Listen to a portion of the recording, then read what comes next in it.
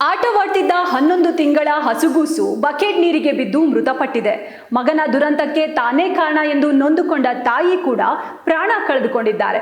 ಇನ್ನು ಈ ದುರಂತ ಸಂಭವಿಸಿರೋದು ಬೆಂಗಳೂರಿನ ಚಂದ್ರ ಲೇಔಟ್ ಭೈರವೇಶ್ವರ ನಗರದಲ್ಲಿ. ಇನ್ನು ಮೃತ ದುರ್ದೈವಿ ಪ್ರತಿಭಾ ಸಾಫ್ಟ್ವೇರ್ ಉದ್ಯೋಗಿಯಾಗಿದ್ದು ಮನೆಯಿಂದಲೇ ಕೆಲಸ ಮಾಡ್ತಿದ್ರು.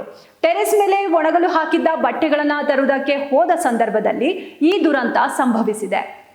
ಪ್ರತಿಭಾ ಟೆರೆಸ್ ಮೇಲೆ ಒಣಗ ಹಾಕಿದ್ದ ಬಟ್ಟೆನ ತರೋದಕ್ಕೆ ಹೋದ ಸಂದರ್ಭದಲ್ಲಿ ಮಗು ಅಗಸ್ತ್ಯ ತೆವಳುತ್ತಾ ಬಚ್ಚಲು ಮನೆಗೆ ಹೋಗಿದ್ದು ನೀರು ತುಂಬಿದ್ದ ಬಕೆಟ್ನಲ್ಲಿ ಮುಳುಗಿ ಉಸಿರುಗಟ್ಟಿ ಸಾವನ್ನಪ್ಪಿದೆ. ಬಟ್ಟೆಗಳನ್ನ ತೆಗೆದುಕೊಂಡು ಕೆಳಗೆ ಬಂದಾಗ ಪ್ರತಿಭಾಗೆ ಮಗುವಿನ ಪರಿಸ್ಥಿತಿ ನೋಡಿ ದಿಕ್ಕೆ ತೋಚದಂತಾಗಿದೆ.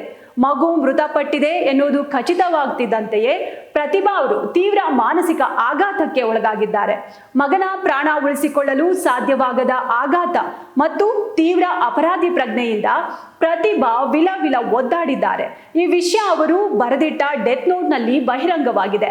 ಇನ್ನು ಆ ತಾಯಿ ಎಷ್ಟೆಲ್ಲ ಕೊರಗಿದ್ದಾರೆ ಅಂದ್ರೆ ಆಕೆ ಮಗು ಕಳೆದುಕೊಂಡು ದಿಕ್ಕೆ ತೋಚದಂತಾಗಿ ಹಲವು ರೀತಿಯಲ್ಲಿ ಆತ್ಮಹತ್ಯೆಗೆ ಪ್ರಯತ್ನಿಸಿದ್ದಾಳೆ. ಮೊದಲು ಪ್ರತಿಭಾ 15 ಡೋಲೋ ಮಾತ್ರೆಗಳನ್ನ ಸೇವಿಸಿದ್ದಾರೆ.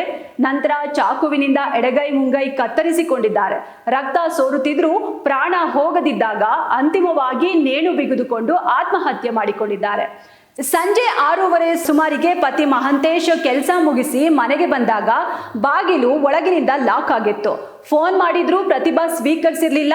ಅನುಮಾನಗೊಂಡ ಅವರು ಕಿಟಕಿಯ ಮೂಲಕ ಕೈ ಹಾಕಿ ಒಳಗಿದ್ದ ಕೀ ತೆಗೆದು ಬಾಗಿಲು ತೆರೆದು ನೋಡಿದಾಗ ಭೀಕರ ದೃಶ್ಯ ಕಂಡು ಬಂದಿದೆ. ಪ್ರತಿಭಾ ಒಂದ್ ಕಡೆ ನೇಣು ಬಿಗಿದ ಸ್ಥಿತಿಯಲ್ಲಿ ಕಾಣಿಸಿದ್ದಾರೆ. ಮಗು ಅಗಸ್ತ್ಯ ಮಲಗಿರುವ ಸ್ಥಿತಿಯಲ್ಲಿ ಶವವಾಗಿ ಬಿದ್ದಿದ್ದ. ಒಂದು ಕ್ಷಣ ಪತಿಗೆ ಇಲ್ಲಿ ಏನಾಗಿದೆ ಯಾಕೆ ಅನ್ನೋದೇ ಗೊತ್ತಾಗ್ತಂತಾಗಿದೆ. ನಂತರ ಅಲ್ಲೇ ಇದ್ದ ಪತ್ನಿ ಬರೆದ ಡೆತ್ ನೋಟ್ ಸಿಕ್ಕಿದೆ. ಇನ್ನು ಡೆತ್ ನೋಟ್ನಲ್ಲಿ ನನ್ನ ಮಗುವಿನ ಸಾವಿಗೆ ನಾನೇ ಕಾರಣವಾದೆ, ಅವನನ್ನು ನನ್ನಿಂದ ಉಳಿಸಿಕೊಳ್ಳಲು ಸಾಧ್ಯವಾಗಲಿಲ್ಲ, ಹೀಗಾಗಿ ನಾನು ಸಹ ಆತ್ಮಹತ್ಯೆ ಮಾಡಿಕೊಳ್ತಿದ್ದೇನೆ, ನನ್ನನ್ನು ಕ್ಷಮಿಸಿ ಎಂದು ಪ್ರತಿಭಾ ಬರೆದಿದ್ದಾರೆ. ಪಕ್ಕದಲ್ಲೇ 15 ಡೋಲೋ ಮಾತ್ರೆಗಳ ಖಾಲಿ ಶೀಟ್ ಕೂಡ ಸಿಕ್ಕಿದೆ. ಸ್ಥಳಕ್ಕೆ ಚಂದ್ರ ಲೇಔಟ್ ಪೊಲೀಸರು ಭೇಟಿ ನೀಡಿ ಪರಿಶೀಲನೆ ನಡೆಸಿದ್ದಾರೆ.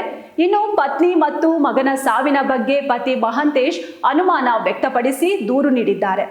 ಈ ಸಂಬಂಧ ಪ್ರಕರಣ ದಾಖಲಾಗಿದ್ದು ಮರಣೋತ್ತರ ಪರೀಕ್ಷೆಯ ವರದಿಗಾಗಿ ಪೊಲೀಸರು ಕಾಯ್ತಿದ್ದಾರೆ. ಕೇವಲ ಕೆಲವೇ ನಿಮಿಷಗಳ ಅಜಾಗರೂಕತೆ ಒಂದು ಸುಂದರ ಸಂಸಾರವನ್ನ ಹೀಗೆ ಸ್ಮಶಾನವಾಗಿಸಿರೋದು ಅತೀವ ವಿಷಾದನೀಯ. ಇನ್ನು ಮನೆ ಹಾಗೂ ಕಚೇರಿ ಕೆಲಸವನ್ನ ನಿಭಾಯಿಸುವುದು ಹಲವರಿಗೆ ಸವಾಲಾಗಿದೆ. ಇದು ಈ ಪ್ರಕರಣ ಮೂಲಕ ಹೆಚ್ಚು ಚರ್ಚೆಗೂ ಕಾರಣವಾಗಿದೆ.